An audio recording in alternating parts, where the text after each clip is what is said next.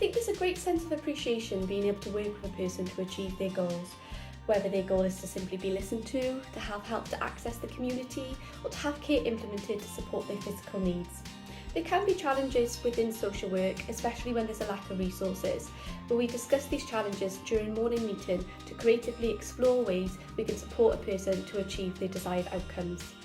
Overall, I love being a social worker. I love working in a passionate and creative environment, promoting independence, protecting dignity, and advocating for the wants and the wishes of the people that we work with.